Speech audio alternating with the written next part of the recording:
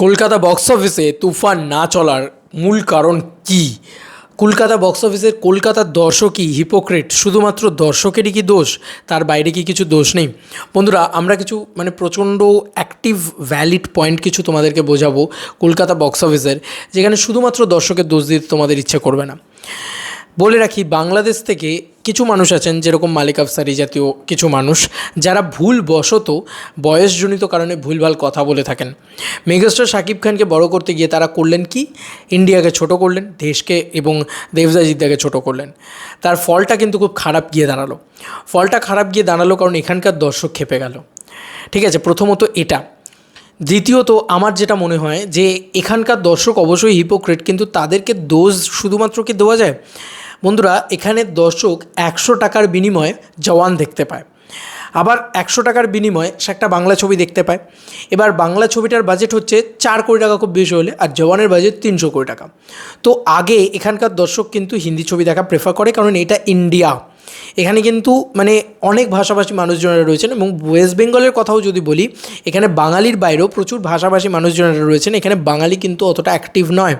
তো এই সমস্ত কারণে কিন্তু তুফান ইন্ডিয়া বক্স অফিসে চলেনি, আমাদের ওয়েস্ট বেঙ্গল বক্স অফিসে খুব একটা ভালো চলেনি, কলকাতা বক্স অফিসে। এবার আসে আরও একটা পয়েন্টে, সেটা হচ্ছে যে এই ছবির প্রমোশনও কিন্তু ভালো হয়নি।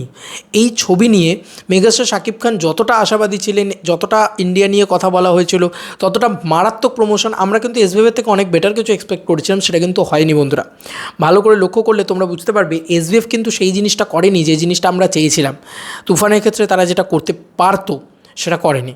এবং আমাদের এখানকার বক্স অফিসে কমার্শিয়াল ছবি একদম চলে না, কারণ এখানকার দর্শকের একটা ধারণা তৈরি হয়েছে দীর্ঘদিন ধরে রিমেক ছবি দেখে, যে কমার্শিয়াল সিনেমা মানেই ট্র্যাশ ছবি হবে, বাংলা কমার্শিয়াল সিনেমা কোনো দিন ভালো হতে পারে না। এই ধারণা কিন্তু এখানকার বক্স অফিসের দর্শকের তৈরি হয়েছে। এটা ভাঙার ক্ষমতা কার আছে আমি জানি না, হয়তো দেবদা এসে ভাঙবেন ইন ফিউচার খাদানের মারফত, আমি বলতে পারবো না।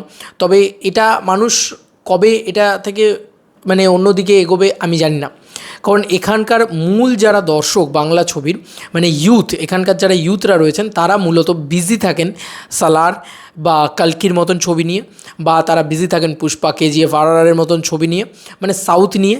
এবং যারা এর পরের এই জেনারেশন 25 থেকে 35, তারা কিন্তু বিজি থাকেন বলিউড নিয়ে। তাই সাউথ আর বলিউড পুরো এই জেনারেশনটাকে নিয়ে চলে গেছে।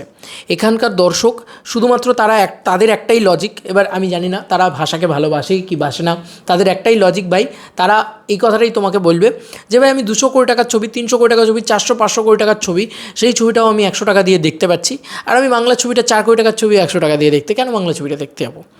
তো এইটা হচ্ছে বিষয়। বাংলাদেশের ক্ষেত্রে কী হচ্ছে, সেই ছবিগুলো রিলিজ হয়তো পরে পাচ্ছে, এবং ব্যাপারটা একটু অন্যরকমভাবে বাংলাদেশের ক্ষেত্রে সেটা কাজ করছে। তবে একটা বড় কারণ হচ্ছে বাংলাদেশ থেকেও কিন্তু প্রচুর নেগেটিভিটি হয়েছে। এটা কিন্তু আমি বাংলাদেশের মানুষজনেদের সাপোর্টেই এতদিন ধরে প্রত্যেকটা ভিডিও আমি বাংলাদেশের সাপোর্টে করেছি, কেউ বলতে পারবে না যে বাংলাদেশের বিপরীতে করেছি।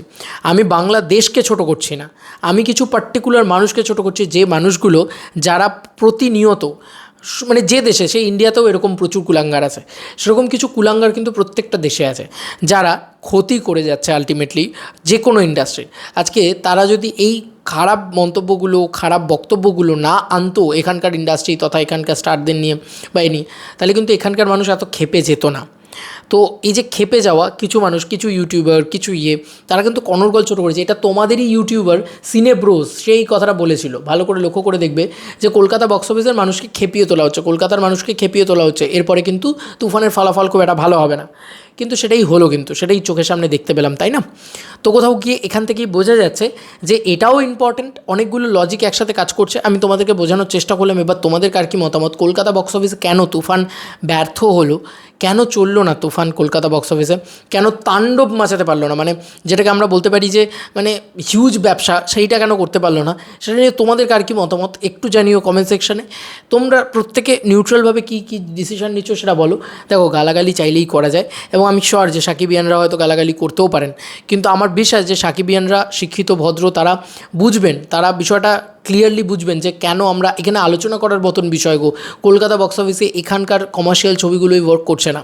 তো এটা একটা চিরকালের আলোচনা করার মতন বিষয় ছিল, এতদিন ধরেও ছিল। আমাদের এখানকার বক্স অফিসের সিনেমাগুলো যখন মুখ থুবড়ে পড়ছে সেই সময়ও ছিল, এখনও কিন্তু এই জায়গাটাই আছে যে এখানে কেন কমার্শিয়াল ছবি চলছে না। এটা একটা বড় আলোচনা করার বিষয়। আমরা দুই দেশ মিলে একসাথে যদি আলোচনাটা করি তাহলে হয়তো কোনো একটা মানে কী বলবো, একটা কেন চলছে না সেটা একটা মানে কী বলবো, একটা দিশা খুঁজে পাওয়া যেতে পারে। তাতে কী হবে, দুই দেশেরই ভালো হবে। কারণ এই বক্স অফিসটা কিন্তু খুব ভালো বক্স অফিস, মানে ওয়েস্ট বেঙ্গলে কিন্তু 40 কোটি টাকার বক্স অফিস কালেকশন আছে, জওয়ান থেকেই সেটা প্রমাণিত। তাহলে সেই কালেকশনটার হাফ কালেকশন যদি 20 কোটি টাকাও হয়, 20 কোটি টাকার ভিতরে যদি মেগাস্টার শাকিব খান 10 কোটি টাকার বক্স অফিস কালেকশন, যেহেতু বাংলাদেশ থেকে আসছেন সেহেতু নিয়ে যেতে পারেন, সেটা কি বাংলাদেশ বক্স অফিসের জন্য কোনো অংশে কম বন্ধুরা? কোনো অংশে কম? তাহলে অনেকগুলো রিজন আছে। এক, প্রমোশন। সেকেন্ড হচ্ছে প্রমোশন ভালো করে হয়নি, প্রপারলি রিলিজ হয়নি, প্রপারলি হয়নি, বড় করে সিঙ্গেল স্ক্রিন পাওয়ার দরকার ছিল সেগুলো পায়নি, প্রথম। সেকেন্ড হচ্ছে এখানকার হিপোক্রেট দর্শক যারা বাংলা ভাষাকে সাপোর্ট করে না, এবং যারা ওই যে বললাম তাদের টিকিট প্রাইসের হিসেবটা তারা দেয় যে আমরা 100 টাকায় আমরা জওয়ান দেখতে পাচ্ছি, 300 কোটি টাকার ছবি, তাহলে কেন 3 কোটি টাকার একটা ছবি আমরা দেখব, এটা তারা লজিক দেয়। আর থার্ড হচ্ছে একটা বড় প্রশ্ন হচ্ছে কেন চলছে না। এই বড় প্রশ্নটা কেন, মানে আমাদের কমার্শিয়াল ছবিতে কি তাহলে সত্যিই কোনো খামতি আছে? যে খামতিটার জন্যে আজকে এটা তো বলতেই হবে যে তুফান ছবিটা গোটা বিশ্বে দাপিয়ে বিজনেস করেছে। তাহলে একটা ছবি বিশ্বব্যাপী চলছে, একটা ছবি বাংলাদেশে চলছে, তার মানে কি দাঁড়ালো, মানে মোদ্দা কথাটা কি দাঁড়ালো, যে আমাদের এখানের মানুষজনেরা এতটা নিকৃষ্ট হয়ে যাচ্ছেন কেন? তারা শুধুমাত্র ফ্যামিলি ড্রামা ওরিয়েন্টেড ছবিতেই কেন মনোনিবেশ করতে চাইছেন, বা এখানকার জেনারেশন কেন কোনোভাবেই বাংলা কমার্শিয়াল ছবি দেখতে চাইছে না, যেখানে গোটা বিশ্ব দেখতে চাইছে কিন্তু এখানকার জেনারেশনের লোকজন দেখতে চাইছে না? কেন? সেই কেনর উত্তর আমিও খুঁজে পাচ্ছি না। তোমরা যদি খুঁজে পাও অবশ্যই জানিও কমেন্ট সেকশনে। চলো বন্ধুরা, নতুন কোনো ভিডিওতে দেখা হবে, বাই।